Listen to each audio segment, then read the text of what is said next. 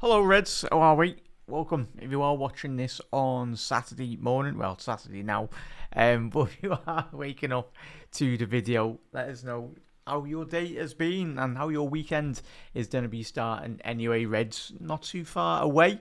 Liverpool coming back to pre-season on the 7th of July. That's close, just under 2 weeks from in and around now anyway. So Reds, as I said, a little bit about on obviously Kerkez, a little bit about on Liverpool's new signing as well coming in. Goalkeeper, a very surprising signing to say the least anyway as well, Reds. Little bit about in terms of Liverpool setting up for next season. As you know the score anyway, chat. Do apologise and you're wondering a bit of a mad time anyway, but these videos, I've been looking at the analytics from this channel anyway, and very much a lot of the viewers seem to and tend to over the years do consume a fair bit of the content late night, obviously early morning.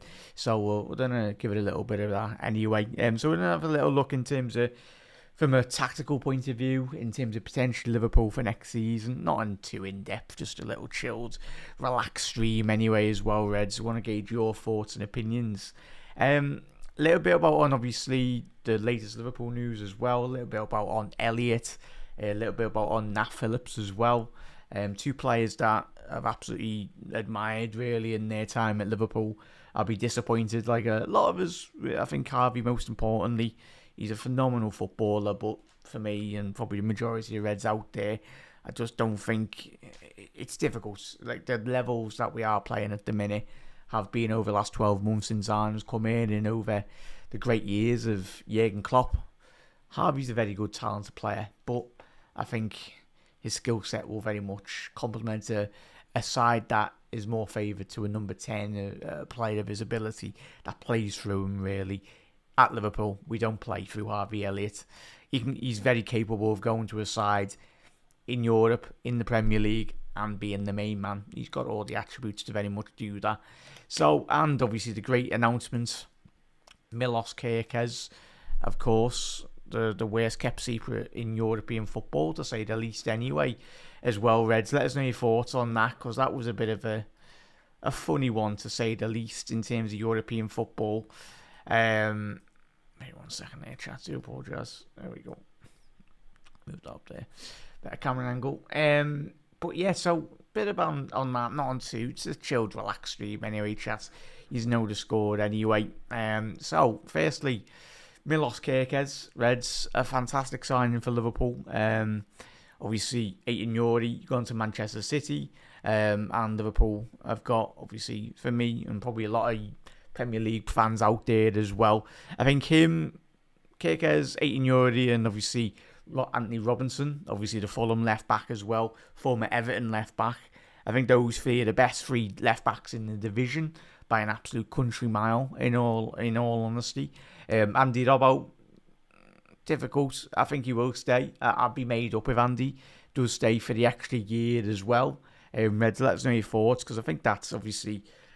Atletico Madrid this week previously have just bought the Atalanta fullback. He's a left wing back by trade anyway in Atletico. So, and we know that Atletico Madrid play about 20 centre halves anyway. Bit similar like Arsenal as well. Arsenal just keep on signing centre halves and defenders. Yeah, he must be throwing these centre halves up front. Arteta, this is the only way he's trying to defend. Him signing all these players anyway, to say the least. But big up there, Ant. Massive thank you for tuning in, mate, as always. Oh, don't know where about that. Do apologise, mate. Do apologise, chat. Text box, a bit mad there. Big up there, Ant. Alright, Jack, hope you are okay. I'm not too bad, lads. Most importantly, hope you are well, buds, and anyone watching or listening is all good. Just because Elliott's good for England doesn't mean he's not good enough for us. Morton started for them, can't get near our squad, and yeah, that's the thing, Anthony. And I think that, as we've said over the years when we spoke about Elliott, there's always a good player in there, but it's the levels that Liverpool Football Club, even in the 70s and 80s and the great historic years, it's an extremely difficult side to break into. And Liverpool, we want to be continuing to be successful. We just got to keep on signing more greater, better players not every season, but I'd say every 2-3 seasons to very much freshen up. I think obviously the Liverpool hierarchy is a Tom Werner come out with a great interview this week, and he was just saying that Arne said to him just would have liked a bit more of a freshen up, a player of Florian Wirtz's quality from his accounts, from his analysis. The Tom Werner, he said even if he's half as good as everyone said out he's going to be, then Liverpool will be in for a very good season. And we will be. And it's not just going to be Florian Wirtz, but it helps massively if you want to be competing for Champions League, you want to be competing for another league title again next season. Yeah. But on that one, and spot on, mate. We've all said over the years on this channel, I love Elliott. And it shouldn't be just, and this might be a bit harsh, but like if it was all down to being a Liverpool fan and playing for Liverpool, then others, like, we'd all play for Liverpool. Harvey Elliott is in a very privileged position, and he'll know it. You can see the enjoyment from him. He's positive. He loves the football club, and that's, in all honesty, if we had 11 Harvey Elliott's on the pitch, then I think we'd get quite a fair bit. It's like the team of Kerkez as well. Like, you've got to have that passion for the shirts as well. And Elliott's a very good footballer, but at the minute, the level in which Liverpool are playing at, I think he'll do a phenomenal job. So, and I've said for years, I said a team like Brighton, team like Newcastle United, like, for me, I know we've joked about Isak and the swap deals and all that, but a player of RB Elliott's quality, if you went to a team like Newcastle, that certainly could do with his quality. He could do bits, absolutely bits as well. Obviously, Jacob Murphy, no disrespect to the lad, but I think RB Elliott is a level above Murphy as well, and certain other individual players. That football club, it was a club that used to thrive off a player like Ben Arthur as well. Obviously, Ben Arthur was just a cheaper version of Ryan Cherky, if I'm being honest. He was a good footballer, Ben Arthur, but he wasn't a player that set the world alight. Like, if you contrast his quality with Harvey Elliott, I think Harvey Elliott's 10 times the footballer of had in Ben Arthur anyway, in a Newcastle shirt. So it's going to be one of them. If he was to go to the tune, Elliott, I think he'll be a household name, and the fans would absolutely adore him and love him. And yeah, it's a great football club to go to. So Newcastle want to do a deal, not just for Harvey, but for a certain Swedish striker as well, then hit us up anyway. But yeah, Slot is here to win. Yeah, 100% there, and that's what we said. I think the majority of every Liverpool fan, I think in terms of when we've seen Arne Slot, I think we'll speak about Mark Gahey in a bit, chat. For anyone that's watched me over the last couple of years, he was one of the main targets. Go back on the channel anyway. Richard Hughes, nice one, laugh for watching the videos. But yeah, Mark Gahey was a standout for me. In terms of the way he can play as a centre-half on that left-hand side of the defence. His profile as a player, his ability on the ball. I know everyone's crying their eyes out about, I just don't get this. It's probably the younger generation of football fans. I know I didn't grow up in an era of watching Baresi, but the documentaries I've watched and all that, and yeah, if defending was always just down to being good in the air, then Franco Baresi wouldn't have a career. Fabio Cannavaro wouldn't have a career, and certainly Jamie Carragher wouldn't have a career if it was just down to the aerial superiority. The great thing, those Jamie, you'd know himself, he's not in the bracket of a Baresi or a Cannavaro, but like two of the best centre-halves, two of the best to ever play football. For what they didn't have in terms of being 6'5", 6'4", they had that ability on the ground, and the majority of the time, one of the greatest centre-halves as well, Paolo Maldini. He was quite tall in himself, but Paolo could do absolutely everything.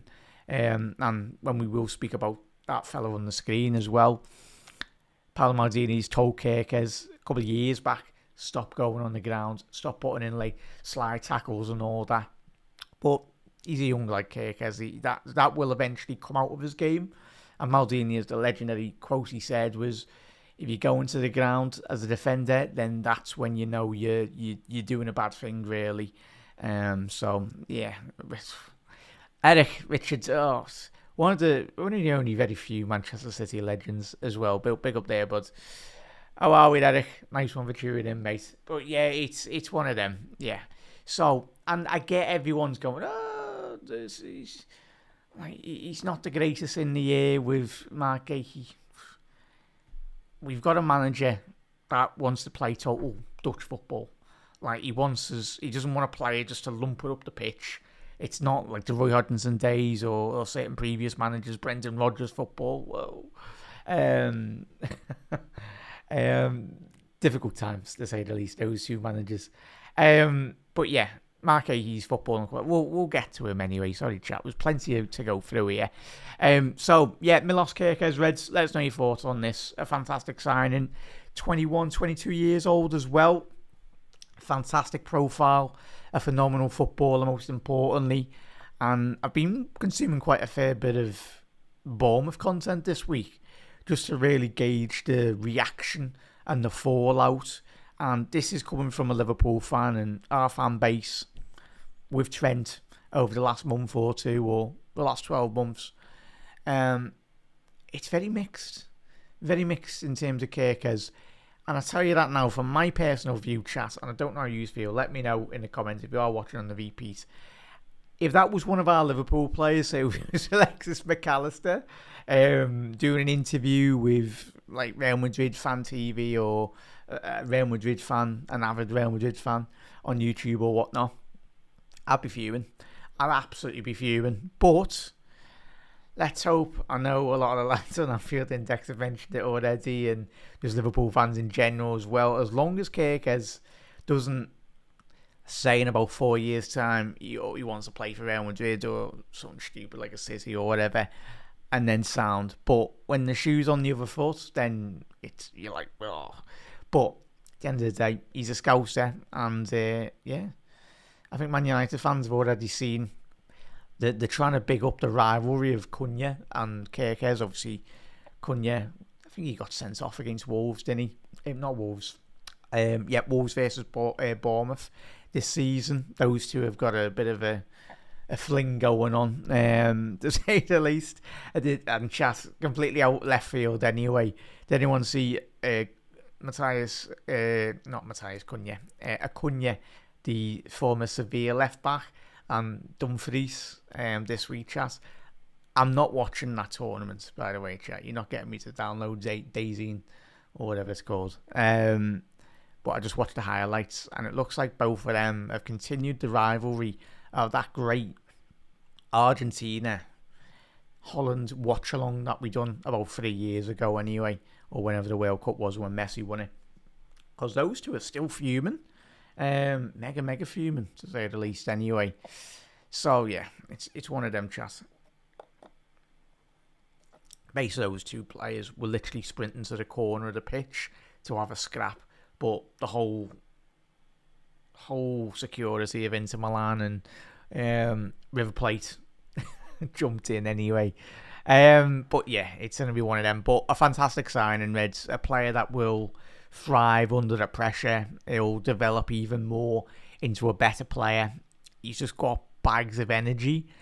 But above all, he's got bags of quality. When he gets down the byline, he's...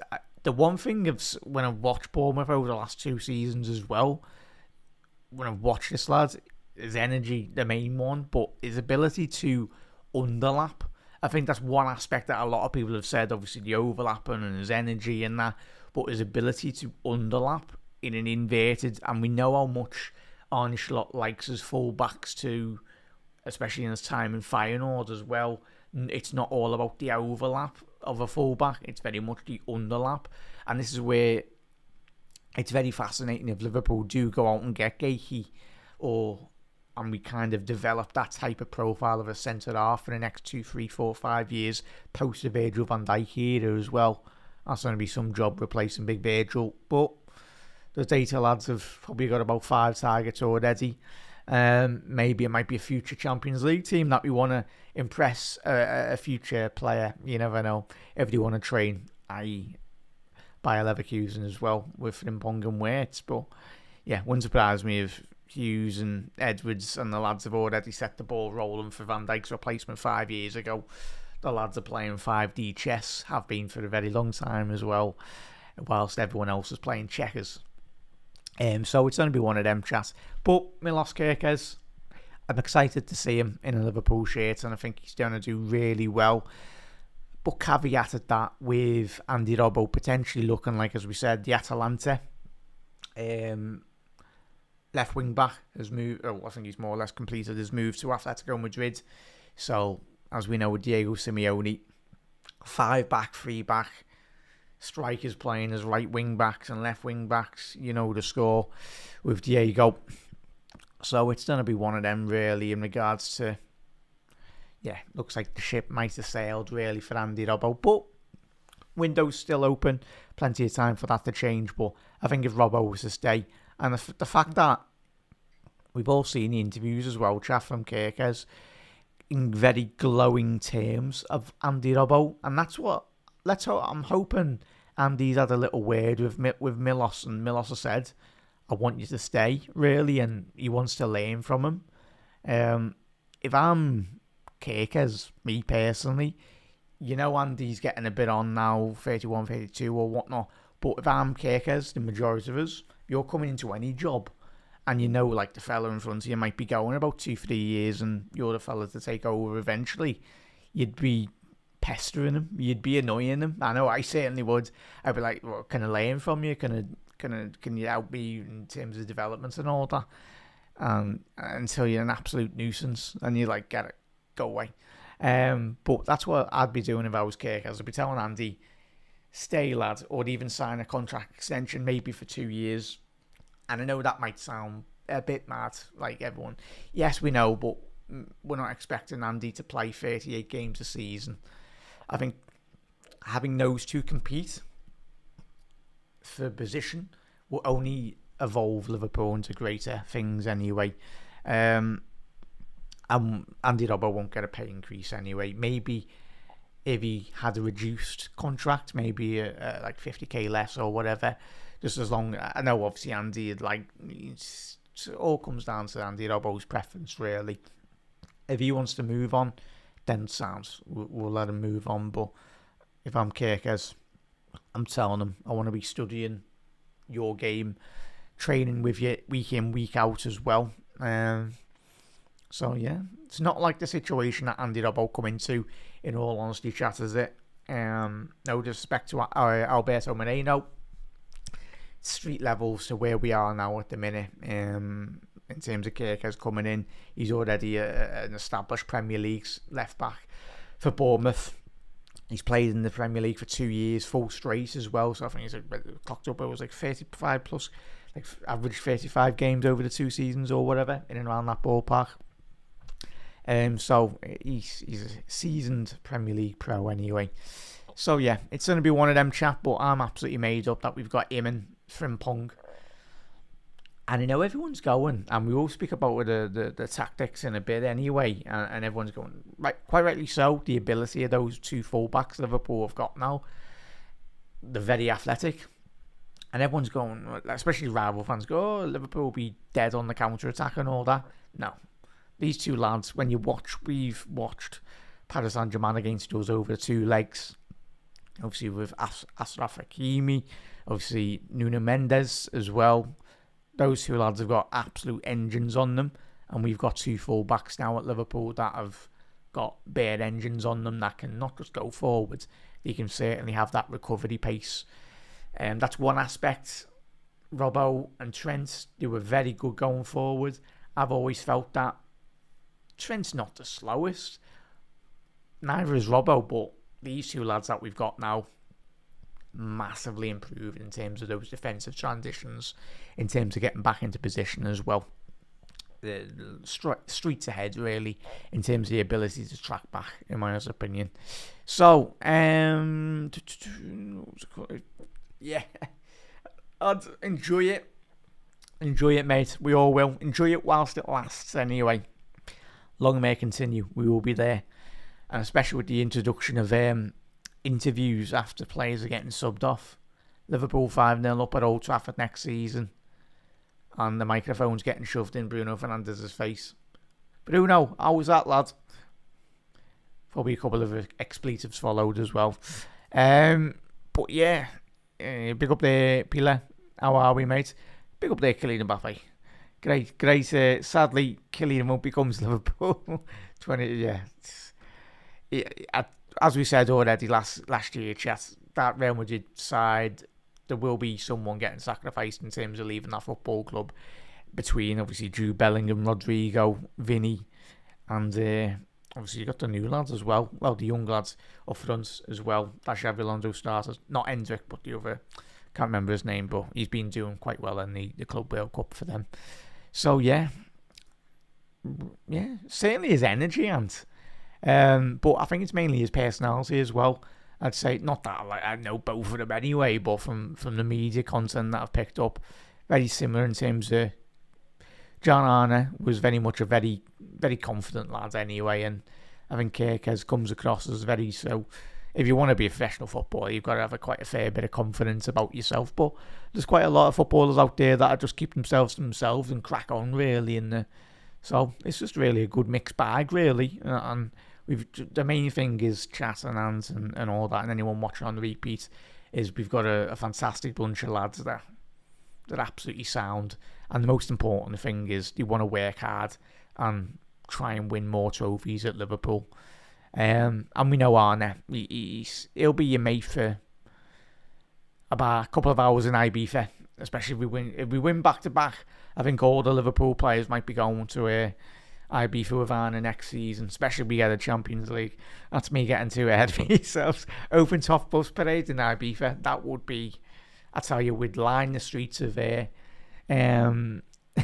Liverpool fans. That would be one fantastic night out anyway, on the town with the lads and the gaffer and that. But maybe one day.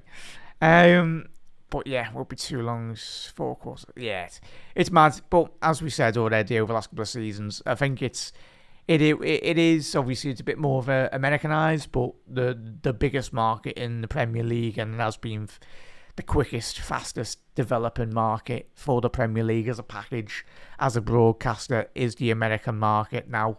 The Premier League in England, the English market, gets absolutely dwarfed by the American market. We just chase the sheer skies of America, as we know anyway. So it's understandable that a fair bit of the content does get adapted. But I think it should be adapted, in my honest opinion. If I was a producer, I'd adapt it to certain broadcasting teams and certain, like, the production. Like, if it was catered to an American audience, you'd have the sections within the production that would cater to the American audience, not a case of mixing it with the American broadcasting with the English broadcasting as well. I'd kind of create 2 separate teams, if I'm being honest, but use the same visual, obviously match content and the camera footage and all that. But yeah, I'd have personally 2 teams on the ground really that would cater to both the American audience and certainly the English audience. And if you wanted to choose between both, like, productions, like if you had certain favourite, like certain presenters, then you've got option there. I think variety and production in editing, TV, film or whatnot, I think they've got the money to do that really. Sky and these big sports companies, the more options you have, the better. People will invest more money and more time and effort really, and you will be a lot more engaged. So yeah, Kerkez, happy days. Ears are red, and we love to see it.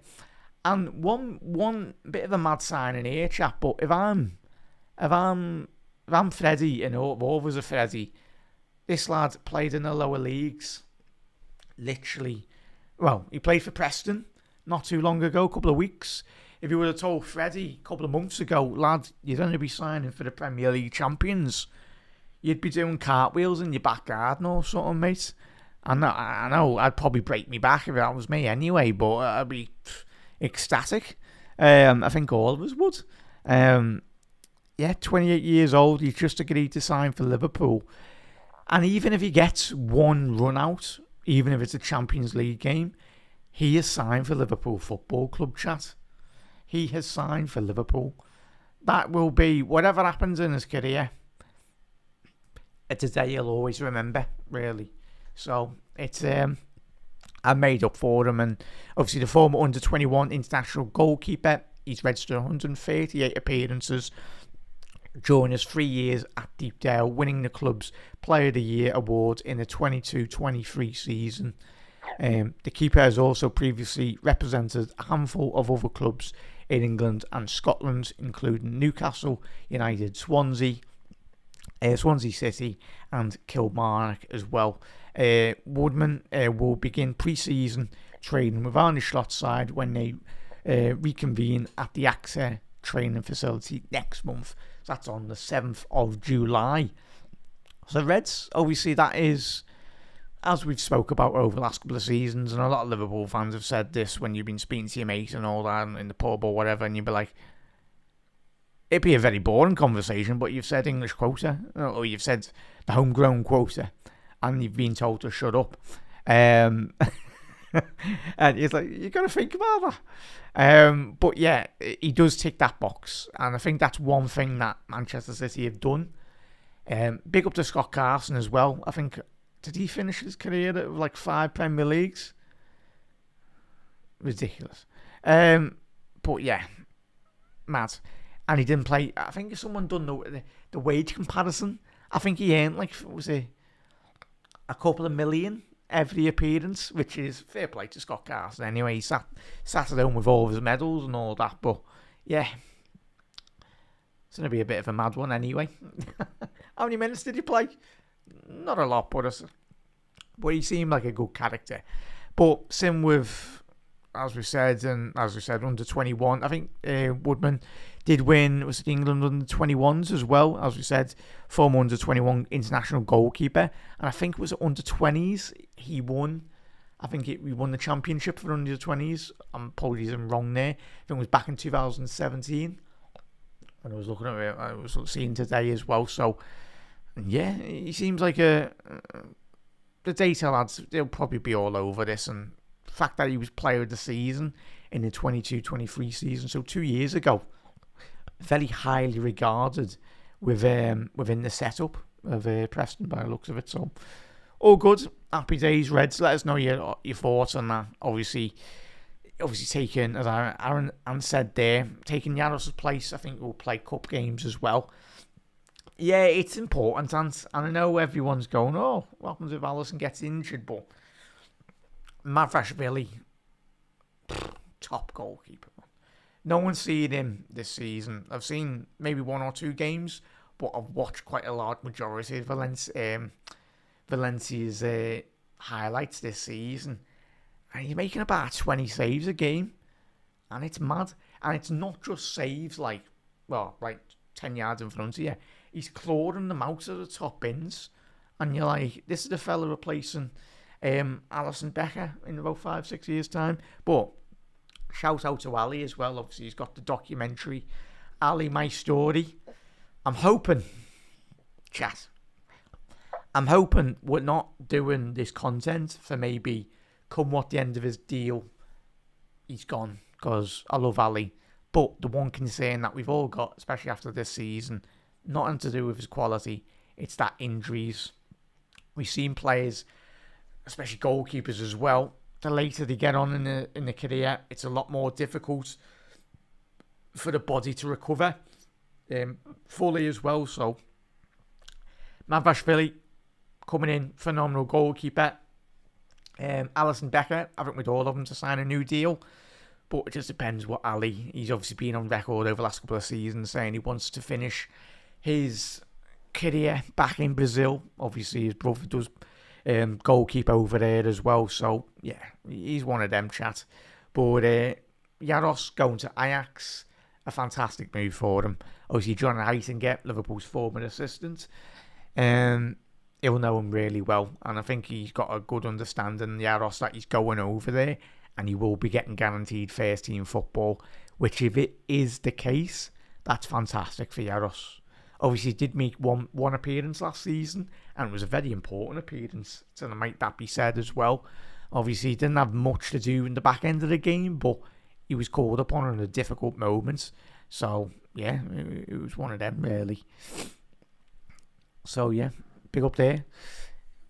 It's right there, Freddie, lad. So, obviously, we speak about Harvey Elliott and very much.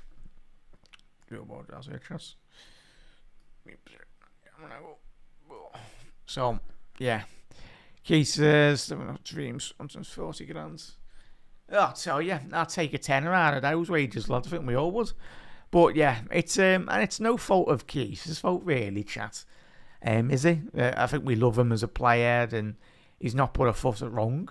I think just the levels that Liverpool are currently playing at over the last 12 months, and that's what we've been crying out for the last 10 odd years, really, pre-Jurgen Klopp era, of having been in this position, having that difficult situation where, like, you've got a manager, you've got players coming in at that elite level, finding it extremely difficult to very much be adaptable in certain games as well. So it's yeah, and it'll be gone this season. But I think Liverpool, let's hope Liverpool can make a £5-10 million profit. But as we know, as we found out over the last 20-30 years, apart from the early 2000s when a lot of the Italian clubs had a lot of money, they are very cash-strapped. There's not a lot of money in Serie A. The revenue, really, and similar with Ligue 1. The Premier League is the biggest league in European football, just the monetary value and everything. So it's going to be one of them chats. But yeah, all the best to Chiesa. Let's hope we can do a little bit of a deal with Napoli, but probably don't think it will happen really with Nunes. I think we're going to sell Nunes to Napoli. I think it will be for 50 odd million. I think if we can get 50 million back for Nunes, that would be fantastic. But these two stories as well. Nat Phillips sends a thank you to Liverpool fans as well. Big Nat Phillips, been on the books for Liverpool for a very long time now. Is he 27, 28? This transfer should have been very much done about 5 seasons ago, if I'm being honest. Obviously, the season that we all remember, him and Reece Williams at the back, that absolute madness of a season where we had about 20 centre-back pairings. I think even me, you all in chat probably played alongside Joe Gomez and the lads for a certain weeks as well. It's madness. Fabinho centre-half, Hendo centre-half. We do not want to ever, ever, ever be in a position as a football club like that ever again. I'll tell you now, certainly Ancelotti would never be in. If he got put in that position, he'd be extremely angry, to say the least, as a manager. Yeah, I don't think he'd let that situation to happen again, and that's just only. It's no slight on Jurgen Klopp, but I think Arne, very ruthless, as we said at the top of the show, he wouldn't allow that to very much happen. But injuries can happen, but for that season. But now Phillips, well done, lads. He's 28 now, and there was a reason why he didn't leave. I think he's on quite a fair bit. I think he signed a new contract after that season. I think Liverpool were quite quick in terms of giving Nat Phillips a new contract, which hindsight is a great thing in football and in life as well. But I think it was a bit too quick, to say the least, anyway. But he's going to a club in West Brom that obviously wasn't too long ago that West Brom were a very consistent side in the Premier League with the likes of Romelu Lukaku up front as well. So, yeah, it's going to be one of them. Nat, all the best, lads. It's all good. Would spend over, probably, pick up there, Simo, hopefully you pronounce that right, man. Still apologise if not. Wouldn't spend over 110 million for Isak. He's a small bit injury prone, but he's getting on a bit. I understand where you're coming from, mate, and I think this is one of the biggest concerns of Isak for a lot of Liverpool fans when you've analysed his injury record. But as I say, always said over the years, Simon, there's always a risk in signing any single footballer, in all honesty, chat.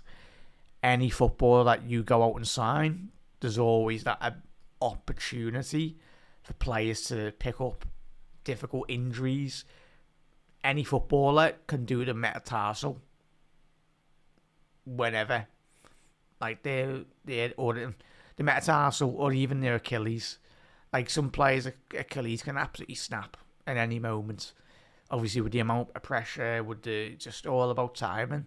This is why it's just crazy, and this is why it does my head in. The sheer amount of games footballers are playing at this moment in time. It just really does me head in, the people running football at this moment. Like, for the last 20 odd years, player welfare has gone absolutely out the window anyway. Yeah, FIFA had just have me shouting at them for about 20 minutes of the amount of stuff wrong in football. But yeah. So, as you said there, Simon, I get where you're a bit of concern with Isak's injury record. But the thing with Isak, if he was to come in, and if Liverpool do sign him, well, I'd say we'd bring in Jota, but he's another one that is, he's always a bit certain weeks. He's and even the back end of the season as well. I think the statistics speak for themselves. Diaz had a very good season last year, but I think if you are going to be bringing in Isak, you need a bit more of a consistent striker that will pile on a bit more pressure, and is not as injury hit as Diogo Jota. So I know everyone's going, oh, bring in Isak, but I do think Liverpool will bring in, especially we are losing Núñez, losing Chiesa as well. As we said last season, at the beginning before we started the season, I do think there's quite a fair bit of business. I don't think we've even got started, really. In all honesty, Reds, I do think there's quite a fair bit still to go. Even if Liverpool did bring in Isak, I still think there's an opportunity. As long as Liverpool sell the right players in certain areas as well, there'll be a lot more to do. Big up there, FC. Big up there, FC. No striker ends the window.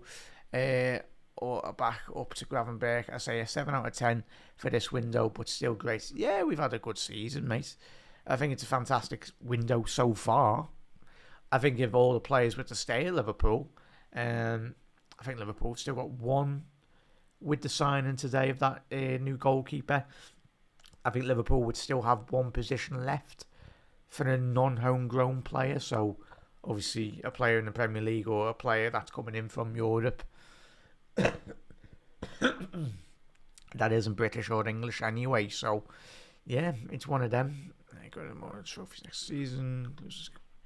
Yeah, City will be FC. City will be the. I think, as I said at the top of the show, I've not seen much about any of the Club World Cup or whatever tournaments on at the minute. I've seen quite a fair bit of the highlights. I watched the Juve highlights, and it looks like Reinders and Rodri. I literally only watched about 3 minutes, but I do think that's going to help massively. Reinders, I know a lot of you don't watch the Serie A, but he was a phenomenal footballer for AC Milan. Even in the Dutch national team setup as well. And it's quite understandable that Pep Guardiola, he's looked at Ryan Gravenberch, he's looked at Arne Slot, he's looked at quite a lot of the Dutch contingent coming into the Premier League now. I think he looked at Reinders and went, yeah, a lot of money. I know everyone's going, oh, a lot of money. But I think it's very good value, in all honesty. I think, was it 50 or 60 odd million? I think that's a fantastic price for him. I think he's going to help City massively. I think, obviously, Kevin De Bruyne leaving. Obviously, the legs of Bernardo Silva coming in now. I think similar with Liverpool and similar with City, the full-backs are back now. Aiton Yuri down that left-hand side. And obviously, who's City's right back at the minute? Well, they've signed a load of them anyway, haven't they? But they were linked with that Italian lad. Was it last season at Juve? But yeah, I think City still need a right back. Or, I do apologise, Chas, I'm completely missing someone down that right. Yeah, they were linked with Livramento, but he's a bit more of a defensive full-back anyway. Still would do a job, but yeah, would be an interesting one. I think it was Isak as well, can't see. Yeah. Everyone will eventually want to sign him with every penny. Yeah, and everyone's got, I know everyone's mentioned the injury record and that, but I think when you look at a player of his quality, do apologise, Chas. Was he just Make this bloody text box. Bloody hell.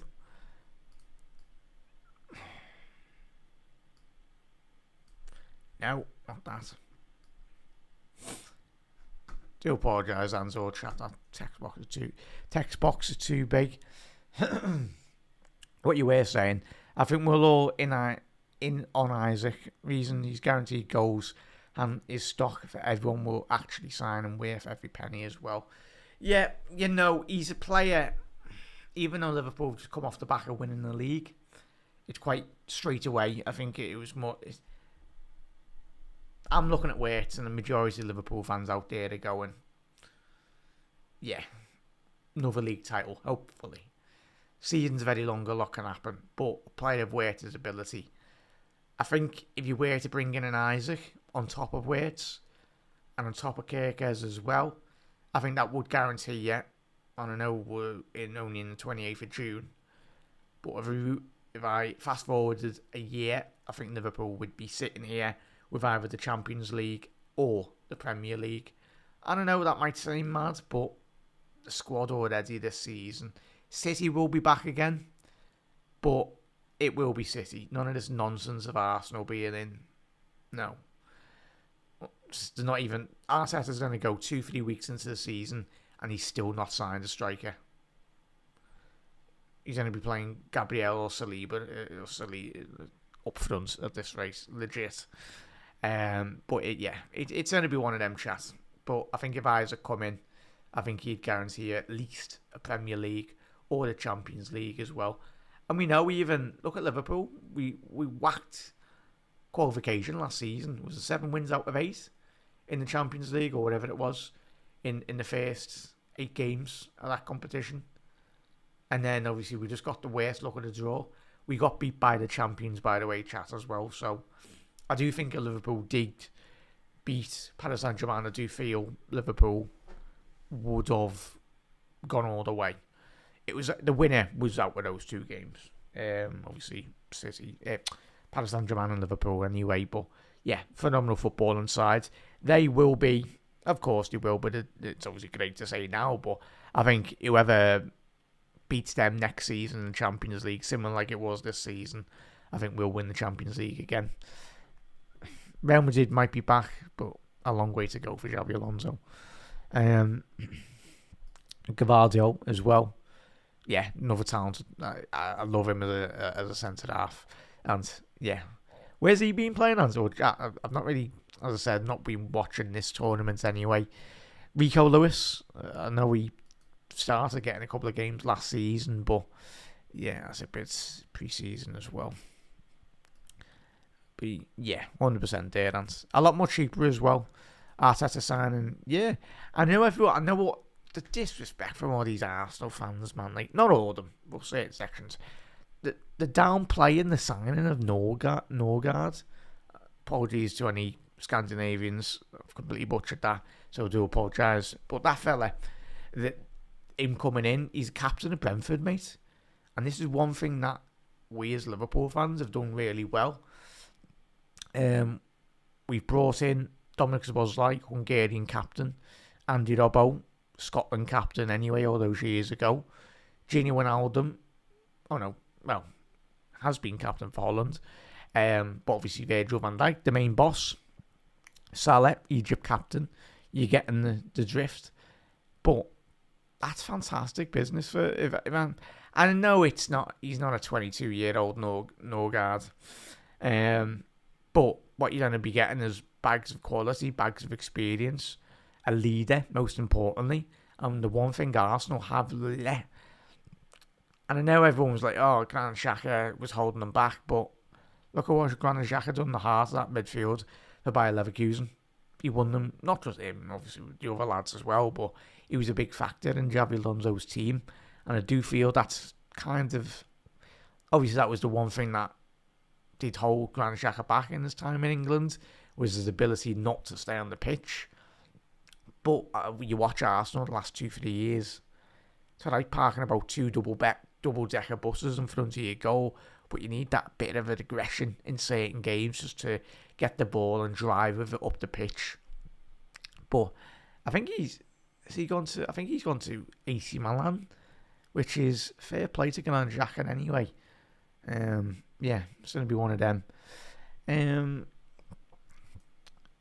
not even going to try and pronounce that lad's name anyway. I think it's the Valencia centre-half.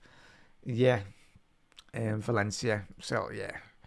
Would be nice if Real Madrid actually started signing French centre-halves that aren't from Liverpool as well. So, go and get Saliba, please, Real Madrid, if you want. Yeah, all good answer. I know what you meant, miss. So, RB Elliott. What's everyone's thoughts on this as well, chat? It's extremely difficult. A difficult situation, as we said at the top of the show. But it does pose the question to a lot of Liverpool fans out there. Can Liverpool get in the region 30 to 50 odd million? I know I'm shaking my head. That's not me saying no, we can't.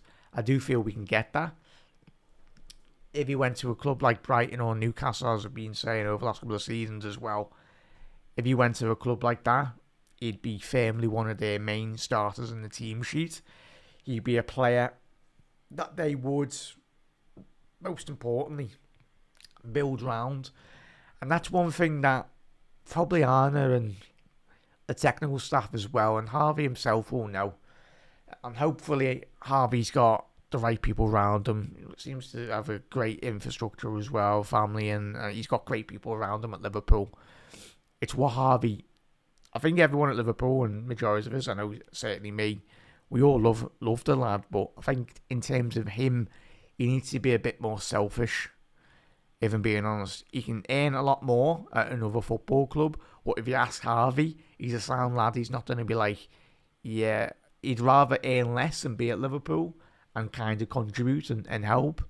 But I do feel if he, for his development, what is he, 22, 23, whatever he is now, he needs to be playing regular football. And if he went to a Newcastle, if he went to a Brighton, I think he'd do, yeah, the sky's the limit with that lad. As long as he had the right core of players around him. If you build a team through Harvey Elliott and you have more... I think the one thing, as we know at Liverpool, if Harvey had the stature of a Dominic Szoboszlai, he was a bit more taller anyway, 6 foot odd. He had the 7 lungs that Dominic Szoboszlai has got. You need more than just being able to get on the ball and dictate play. You've got to have that engine, and you've got to have that ability. There's one and even you watch Elliott, he looks like he's absolutely sprinting, but he's gone absolutely nowhere. And obviously that's obviously not the most tallest of players as well. We love the lad. He tries his hardest, but us as a football club, and it's not. You just got to be a bit selfish. We want to be good in every single area. And Harvey Elliott, if he is to go to another football club, he'll do absolutely fantastic. And I think for all of us, we want him to do well. He can get more money out somewhere, but I get his affiliation to Liverpool, your boyhood club. But the end of his career, maybe in the future, if he develops his game a lot more, maybe Liverpool might put in a buyback clause, maybe, potentially. If he develops, say he has 2-3 years away, comes back to Liverpool at the age of 25, 26, and he's become 10 times the player he was at Liverpool, then maybe. We'll cross that bridge when we come to it, potentially as well. But Harvey, lads, well done, lads, and let's hope Harvey can win the under-21s for himself, most importantly, and let's hope a lot of the academy scouts and managers are potentially for Harvey Elliott are watching his great performances, not just in the England setup, but for Liverpool over the last couple of seasons as well. If he become available on the market, 70% of the Premier League teams will be after him, in all honesty.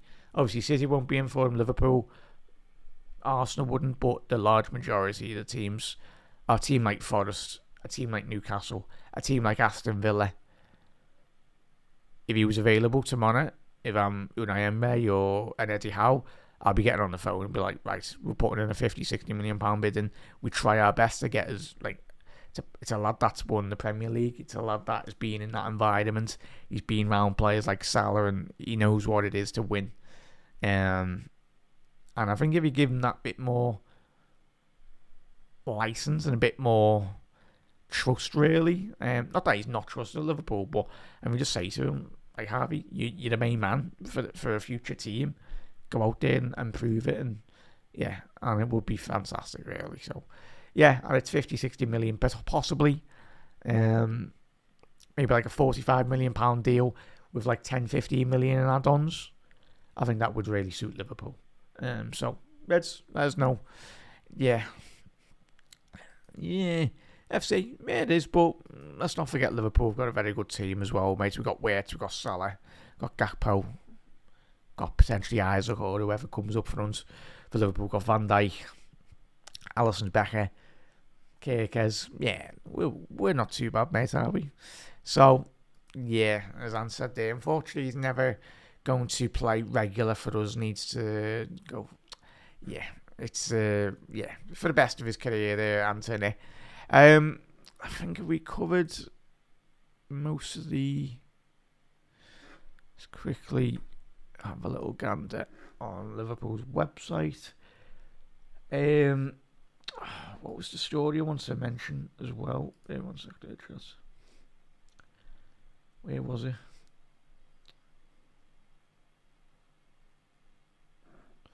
Obviously, we spoke about Yaros obviously joining Ajax. What story was it? He left me notes in the other room. That's great, isn't it? It was about Liverpool's new. Is it Rob Page? Yeah, it's Rob Page, the former Wales manager. I think this is one that is gone under, not for football fans in general, but this is massive in my honest opinion, chat. Page, I think it's Rob Page, do apologise if it's not, but obviously he's become in Liverpool's under-21 manager. Chat, that is huge, humongous, really, absolutely massive. Can I get a... I find it. Where bloody hell is it? Obviously, announcements of Rob Page anyway. So Liverpool's new under-21 manager as well. So yeah, fantastic. Hang on. Yeah. Oh, that's why. Yeah, won't be under this. It'll be academy. Should be the under-21 news. Yeah, there we go. Sorry, chat. No wonder it wasn't coming up. Rob Page appointed head coach for Liverpool's under-21s. You know me, chat. I don't watch the under-21 football. I know a lot of yous do over the last couple of seasons as well. But the fact that obviously the 50-year-old will become Liverpool's under-21 coach. Obviously that was... he led them to Wales to the last 16 of the 2020 Euros. A World Cup for the first appearance since 1958 as well. Chat. We are absolutely flying in every department at Liverpool. Whether that be on the pitch, bringing Rob Page in for the under-21s, financial, we're absolutely smashing it in every department, really. This might not feel like a lot now, but maybe fast forward 5-6 seasons, hopefully Rob Page is still here. This decision could pay very pivotal, and this is where you will see quite a lot of investment into the under-21 players as well. Chat, expect Liverpool to start buying a lot of, obviously, the lad that we signed from Leicester, it was a couple of seasons ago. Trey Naomi as well. Obviously, did make his senior appearance. Was it last season anyway, or the season before? Rio and Guma as well. Two players that have got a bright future at Liverpool. And the fact that they will now be getting coached by an established manager, might that be said as well, chat. An experienced international manager. And obviously, Alex Hinglethorpe. Obviously, one of the academy director saying Rob brings a wealth of players, playing and coaching experience to a key role as young players look to bridge the gap from academy prospects to first team footballer. As recent achievements in the Wales for the last 16 and Euros 2020, and obviously qualifying for 2022 World Cup speaks for themselves, but perhaps less hard to work that he looked during his time in charge of the national team, which saw numerous pathways players make it into the senior side as well. And another player, is he still in the books? Kumas, chat. Kumas. He was absolutely raving about Kumas when he was Wales manager, Rob Page, chat. So, if you're Kumas, chat, is Kumas still in the books at Liverpool? If he is, then he's absolutely bouncing off the balls. And same with Liverpool's new goalkeeper who just signed, he'll be doing cartwheels as well. If you're Kumas, you're looking at that Rob Page coming in now. You're like, maybe I might have a bit of a better opportunity in a Liverpool squad as well. So yeah, lots of change in the academy, slot making his mark, which is good to see. Yeah, I'm telling you that now, and chat. I know a lot of you don't watch a lot of the under-21s or whatever. I don't anyway. But in terms of his stature within football, that is huge. Absolutely huge.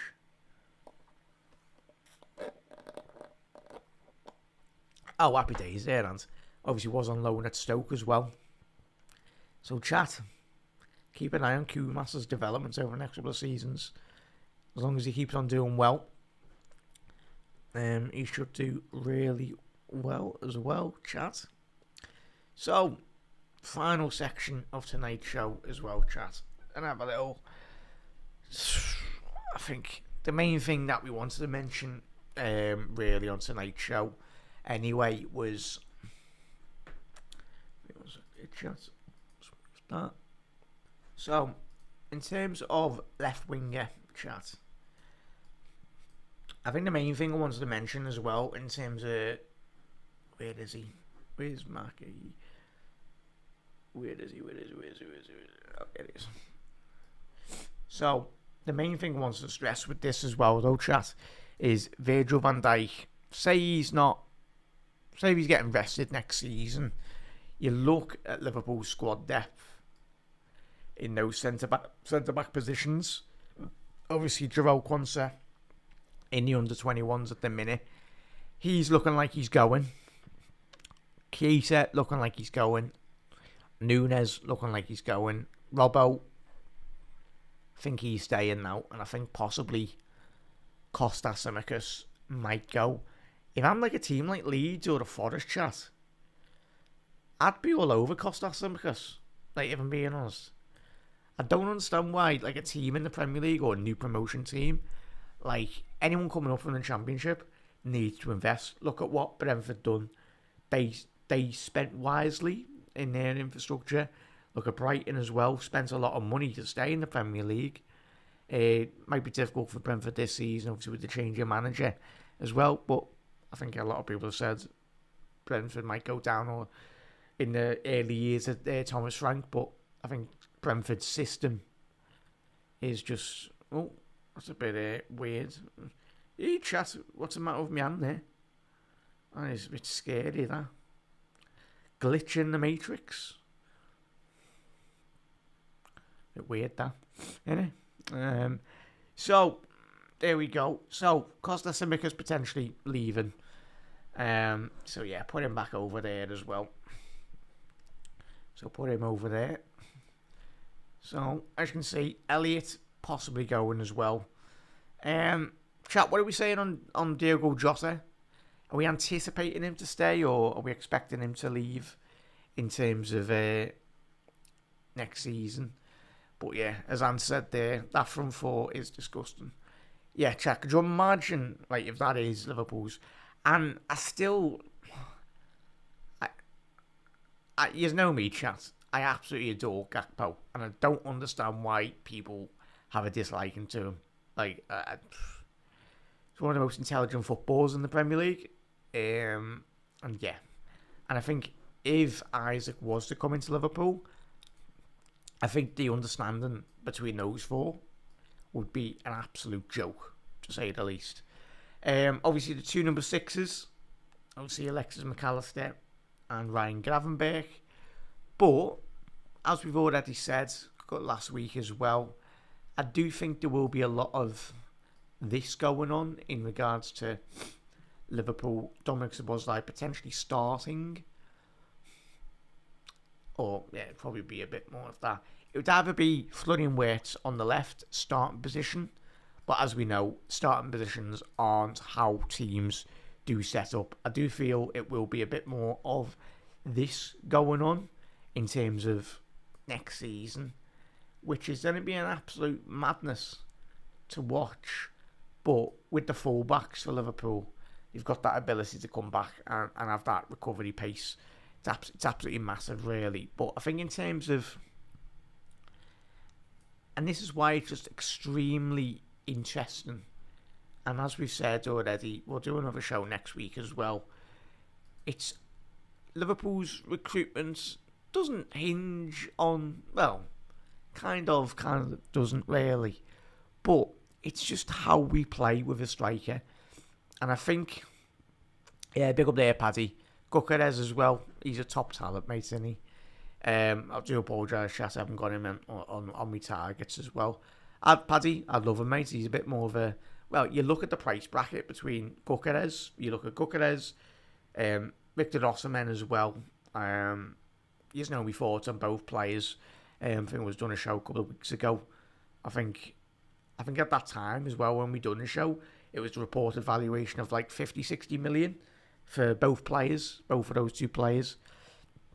So Liverpool signed both of them. That would be fantastic. But I think since we've done that video all those weeks ago, I think Sporting have wanted a bit more extra money as well, which is, I think, hence why Kerkez hasn't left so far. But yeah, quickly back on that, on really in terms of the striker position there, though, chat. If you're tuning in, you're wondering what formations that. Obviously, I do feel it will be a bit more of that in terms of two attacking midfielders. Dom, very comfortable going in those positions. And as we know, obviously, with Florian Wirtz, in terms of his time in the Bundesliga, he played very much predominantly as a left-sided attacking midfielder in regards to that as well, wasn't it, Chat? Obviously, it had... Obviously, this is not how Liverpool will set up, by the way, Chat, as we know. Anyone was tuning in going, what are you doing? But obviously, this is demonstrating in terms of how the setup of Florian Wirtz was in a Bayer Leverkusen system when he did win the league. Wirtz very situated that more central position as well in terms of that role as a left-sided attacker midfielder. And I think everyone is very much seeing... Hey, 1 second there, Charles. Has that worked? Switch that a bit more. There we go. Oh, no, stupid.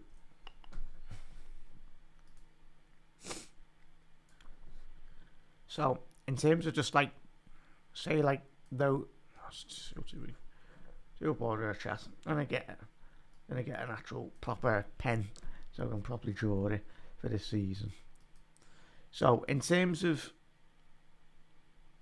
say if you wanted to zone that box off, you'd expect obviously Kerkez to manoeuvre a bit more further down this right hand side. Anyway, you'll have, you know what, I'll reset that.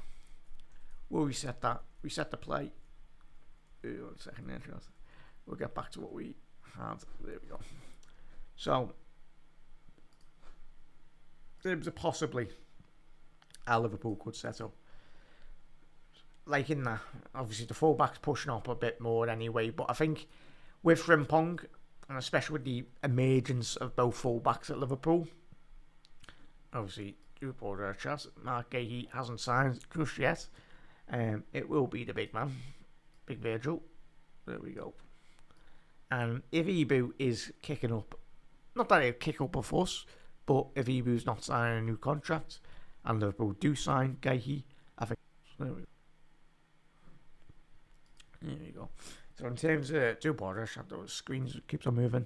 So in terms of the situation down that left-hand side, if Liverpool do go over more out-and-out natural striker, does tend to preoccupy a lot of the space in the central pocket. So, i.e., if it's an Isak, if it's an Ekatike, I've completely butchered that, so I do apologise, or an Ekatike, does predominantly thrive in a 2-formation striker position, but can play as a lone 9. But as you know me, chat over the last couple of seasons, Julian Alvarez, mainly because of Alvarez's time in Argentina, did play as a right-sided right attacking winger, and that, as we know, that is the hallmark of any good Liverpool forward. He can play anywhere across the box, whether that be off the left, off the right, in the central pockets, even in the central forward position, dropping in deep, allowing Salah to get a bit more higher up the pitch. So, for me personally, chat, if money was no objective, and if the player and the selling club but allowed the transfer to happen, I'm wanting Alvarez over Isak all day long. But it just depends what Arne Slot wants, in all honesty. Because, let's be honest, chat, it could be a case where, as we've already said in our analysis this season, and when a lot of people have already mentioned about who Florian Wirtz's ability, if no one's done this, chat, go and check out the stat profile of Bobby Firmino at the exact same age of 22 in the Bundesliga of Florian Wirtz. It's more or less literally identical in terms of the profile of Bobby Firmino and Florian Wirtz. And we could have a situation on our hands, really, where Liverpool... where's he gone? Where has he gone? Where are you hiding there, lad? There we go. So, yeah. Where's he gone? I'm looking for Gakpo, chance to do apologise. So, Gakpo down the left, and we could have a situation where you could have Gakpo come a bit more central and Salah come a bit more central, and then obviously you've got that ability across the pitch in terms of down those left-hand channels, down that right-hand channel as well. But a lot of that work in the central progression from Dominic Szoboszlai wouldn't be as chaotic as it has been in certain seasons, where Dom's just predominantly had to do a fair lot of the running, especially if he's partnered alongside a Curtis Jones, or he's partnered alongside, as we've already said tonight, a Harvey Elliott. That is one of the main reasons why Elliott won't be, sadly, for him and for others, he won't be at Liverpool anyway, but it is what it is. But it's that ability now. We are going to be so good. We were already so good at Liverpool in attacking transitions. But for me, what I'm most excited about is those defensive transitions as well.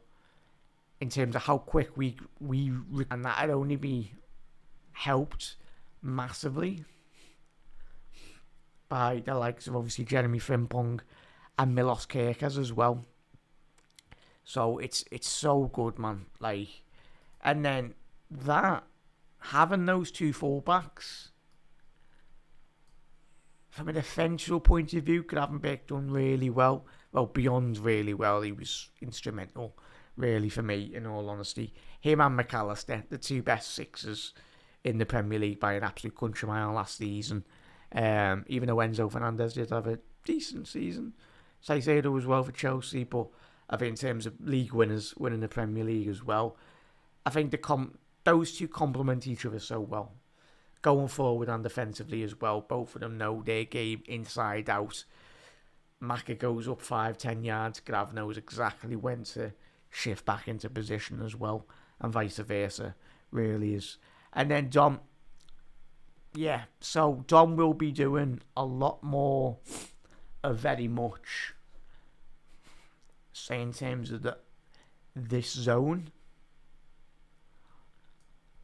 in terms of defending that area of the pitch, as to when obviously Milos, he'll be vacating a lot more of that space down that right hand side, and then obviously in the offensive transitions, obviously that's one thing that they can do as well, in terms of coming back, defending as well. It's just very much that tactical switch as well. I know everyone screams going into the season, what about the spacing behind?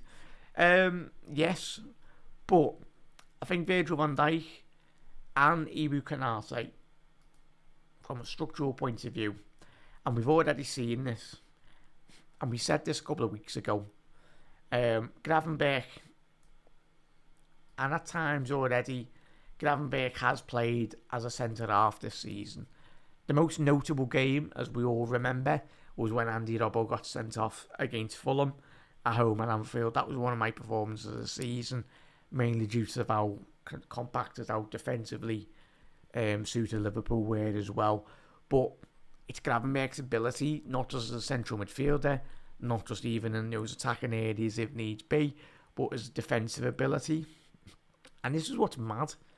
He's only 22 as well, and he's learning, developing, and this is what Arne Slot is doing so well in terms of coaching Ryan Gravenberch as well, in terms of those defensive positions. His understanding. Obviously, he said on numerous occasions he prefers the number 8 position, and how in the future he might play in that position for Liverpool, but at this moment in time, Gav, you're one of the best number 6s when you're playing on top of your form in European football. In terms of what is utilised in the Liverpool system, obviously compared to Rodri, it's a very different, completely different number 6 profile to what Guardiola does want from obviously Gravenberch, from Rodri in City, and completely different to what Gravenberch is required from Arne Slot in Liverpool system as well. But Gravenberch, I feel we will see a little bit more of Gravenberch dropping into the centre-back position, and then obviously Virgil van Dijk and Ibu Kanate.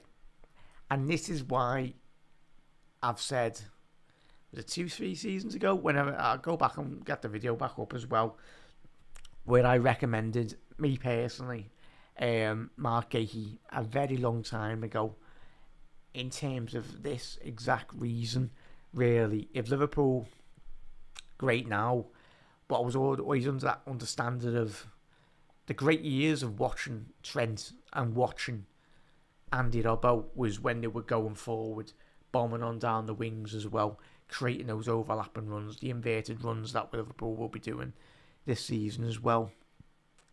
But from a defensive shift,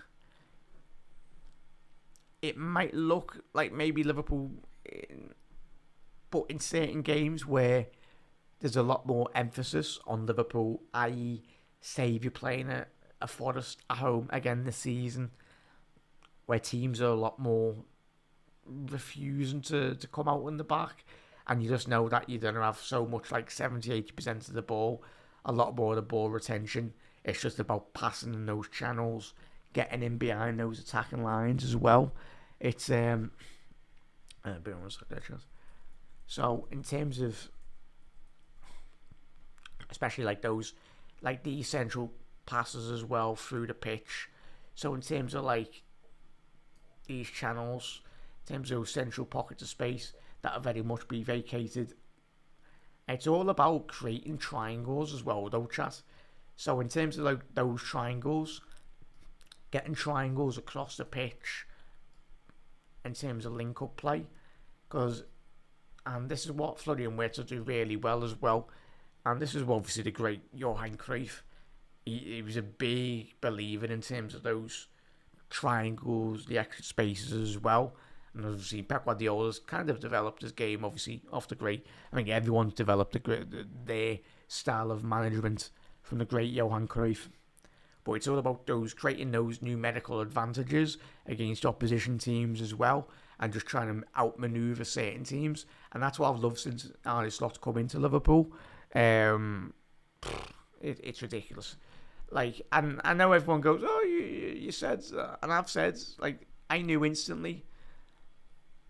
And it's not me saying I don't know, nothing or whatever, but we've all watched many hours of watching Liverpool.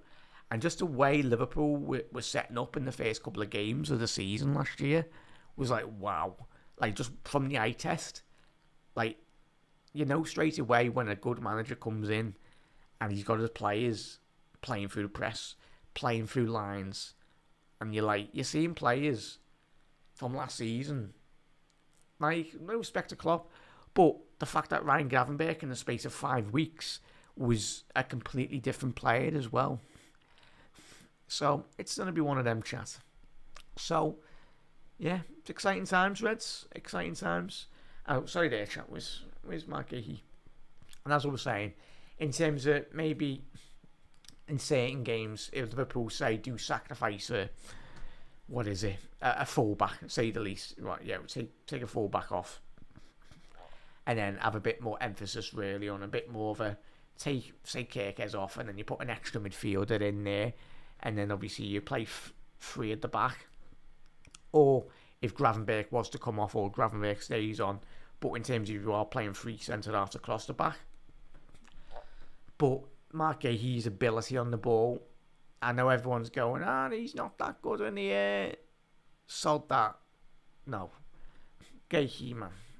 Playing out with the centre-halves. And then very much beating the press as well. Like, in terms of, I'm telling you, just when he gets pressed, Mark Gahey, he's one of the best, in my honest opinion.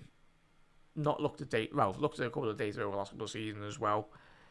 But his ability to just, from the eye test and from what I've seen, and to do it at Crystal Palace as well. No respect to Palace, they've done well in terms of winning the FA Cup as well. Massive achievement. First trophy in the club's history as well. But when you watch certain players try and play football the right way, you're not looking at a Gahey in this Crystal Palace system. He's not just wanting to, he's believing in the coach's philosophy as well. And yeah, he's a very intelligent football Gahey. And he's a captain at Palace as well. So you're bringing in a leader. So, chat, as we've said, absolutely flying into next season as well. Would be, yeah, we have to punt Bud. Chiesa, false 9 and Wait and Szoboszlai. So I could see not force Freddie. Yeah, he'll be gone. FC, he'll be gone. FC, at the minute, I think obviously was a comment he made, was it last week? Or on social media, he said obviously there's too much talk in the media at the minute, so it's going to be one of them chats. But chat, look after yourself. Must thank you everyone for tuning in. While watching on the repeat, do drop a like on the video as well. And yeah, we will be back sometime next week as well, or whenever we've got a bit more free time as well. But Reds, look after yourself. Massive thank you everyone for tuning in. If you are watching on the repeat, do drop a like on the video. Everyone, have a lovely, fantastic start to your weekend, and look after yourself. To that.